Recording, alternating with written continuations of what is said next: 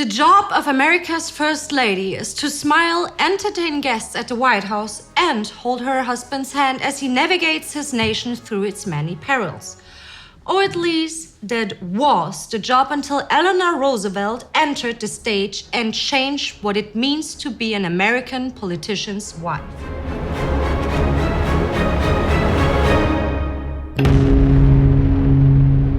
Welcome to World War II in Real-Time Biography Special, where we take a closer look at the major or interesting figures of the war. I'm Anna Deinhard.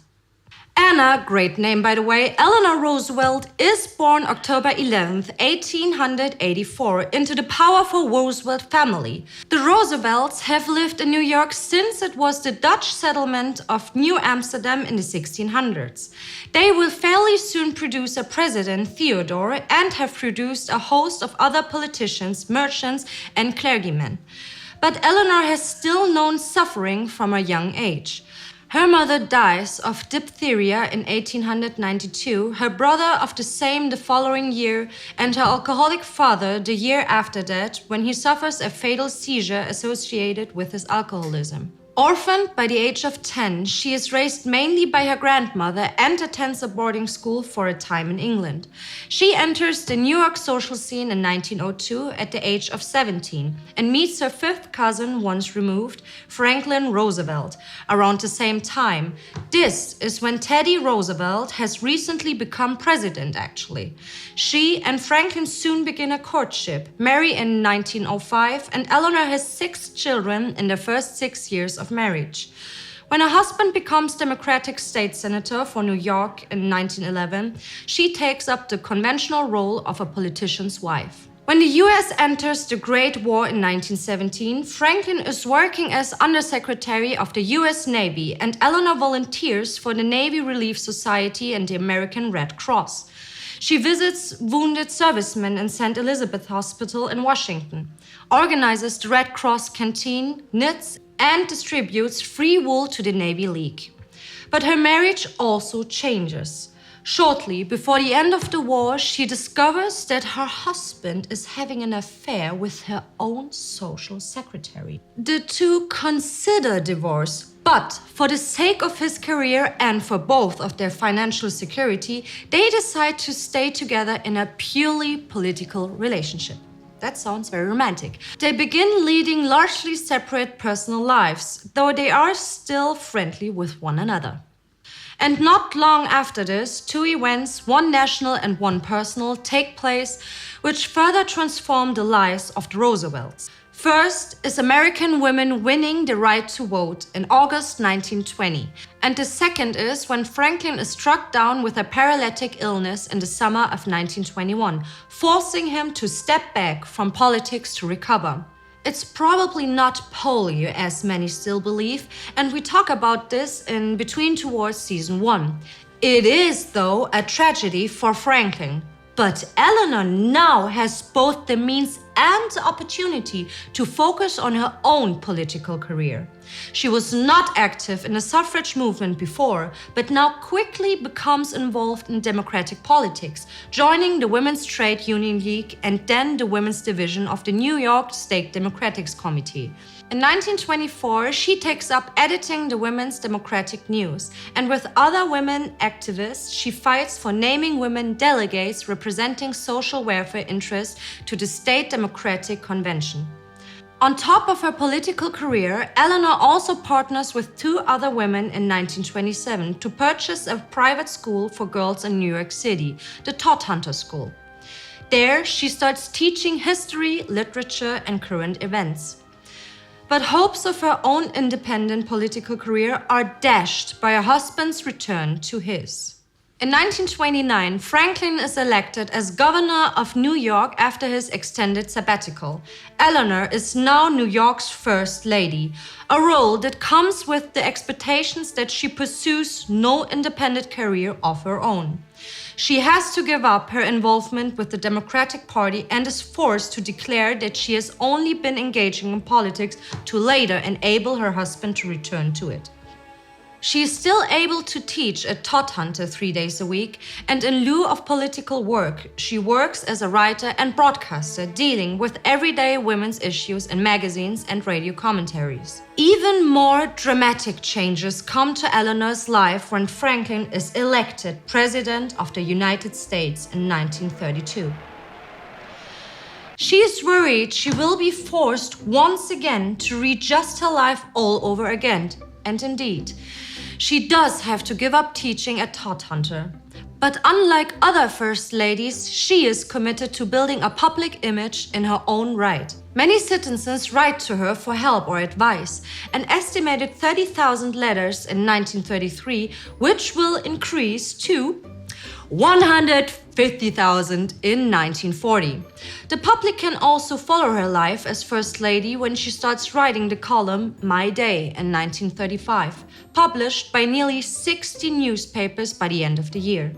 In a 1939 Gallup poll, Eleanor has an approval rate of 67%, while Franklin only has 58%.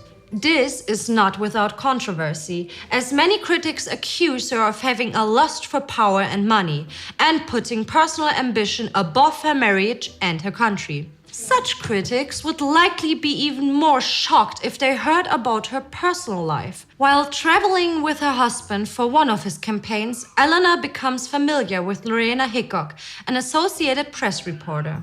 The two become close friends and then lovers, a fact that will only be discovered after both of them have passed away. They write romantic letters to each other. On Hickok's birthday, March 7th, 1933, Eleanor writes to her, "Hick, darling, all day I thought about you, and another birthday I will be with you. Oh, I want to put my arms around you. I ache to hold you close.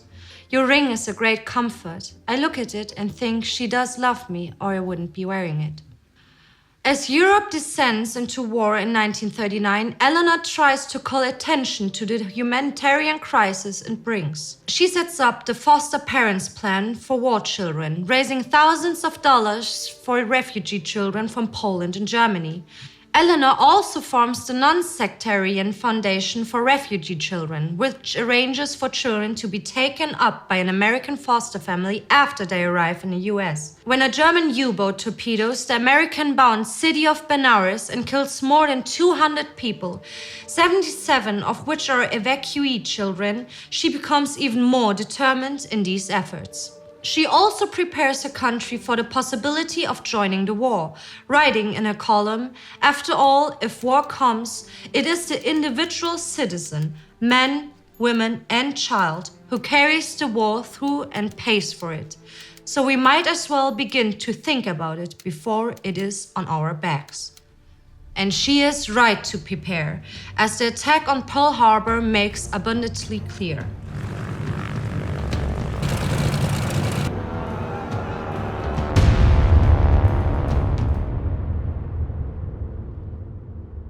The day after the attack, December 8th, 1941, she addresses readers in My Day. The clouds of uncertainty and anxiety have been hanging over us for a long time. Now we know where we are. The work for those who are at home seems to be obvious. First, to do our own job, whatever it is, as well as we can possibly do it. Second, to add to it everything we can do in the way of civilian defense. Now, at last, every community must go to work to build up protection from attack. But she is also concerned about the fate of Japanese Americans.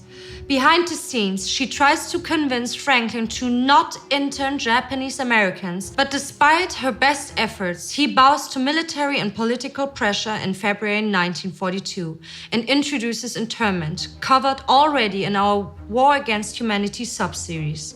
Eleanor is shocked and angered by her husband's decision and carries on supporting Japanese Americans, assuring them via radio broadcast that their suffering is only temporary and is only to guarantee the country's safety.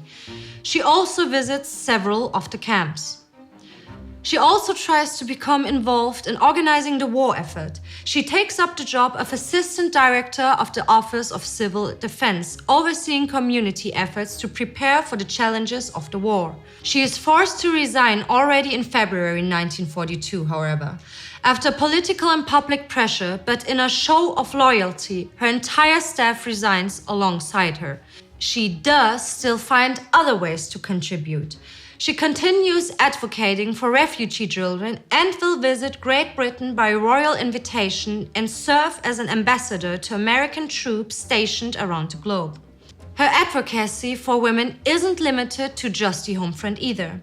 She campaigns for the right of female nurses to be married during their service, just as men in service can, and that married women can serve as nurses on the front. She also pushes for equal access to military training for females, especially as pilots, and even takes flying lessons herself. Despite the many personal and societal challenges she has had to face, she has never given up the fight for her own independence while finding herself at the very front of her nation. She has worked continuously to increase the opportunities for women by never accepting the limits set for her gender. I have never wanted to be a man. I have often wanted to be more affected as a woman, but I have never felt that trousers would do the trick. If you want to know more about Franklin Roosevelt, universal suffrage, and the birth of the American welfare state, then be sure to check our Between Two Wars Season 2 episode on that very topic. Don't forget to subscribe and join the Time Ghost Army on patreon.com or timeghost.tv. See you next time!